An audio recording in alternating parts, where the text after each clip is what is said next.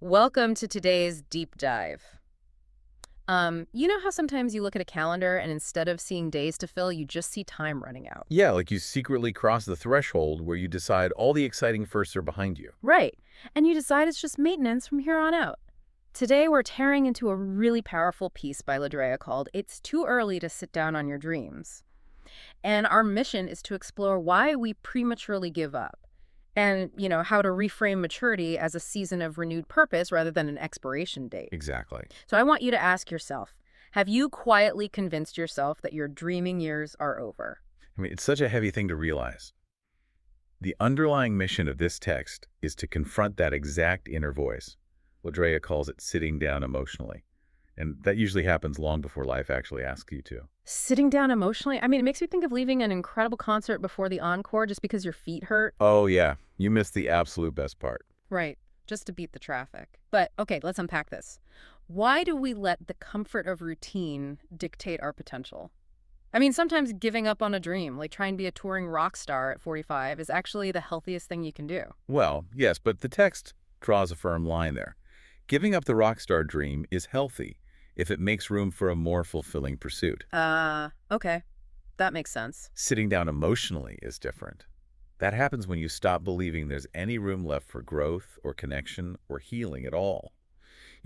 Psychologically, humans are just remarkably good at cognitive reframing.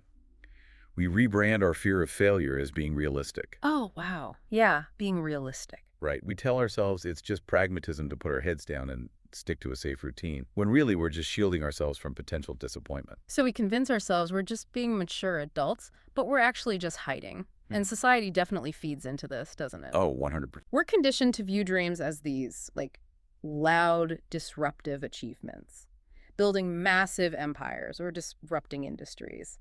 And if you don't have the energy for that loud disruption anymore, quitting feels like the only logical option. Here's where it gets really interesting, though. How do we validate the quiet dreams when we're conditioned to only celebrate the loud ones? Well, I mean, that's a completely flawed premise to begin with. Ladrea points out that the landscape of our minds actually improves with age. Wait, really? Improve? Yeah, because of a shift in how we process the world. When you're younger, your brain's reward system is heavily triggered by novelty and those external loud validations. Right, chasing the shiny new thing. Exactly. But as you mature, you synthesize data differently. You value internal peace, you understand people better, and your priorities naturally shift towards stability and personal joy. Growth doesn't have to be loud. It's like upgrading a computer's operating system. Yeah, that's a great analogy. You move from a processor that values sheer speed, running as many flashy applications as possible, to one that values efficiency. The external output might look quieter, but the internal system is actually much more sophisticated. Right, so a dream doesn't have to be a loud startup. Exactly. It could be financial stability, or like Ladrea notes, just allowing yourself joy again.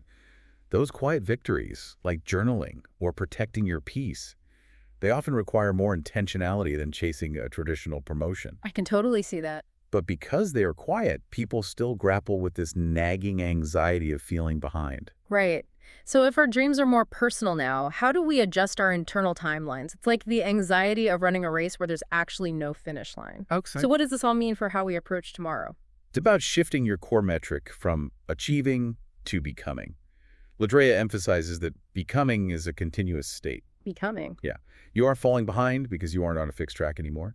You are still actively forming friendships, building businesses, learning new skills. Because you are still here. Exactly. Because you are still here, it is far too early to sit down on the beautiful possibilities waiting for you.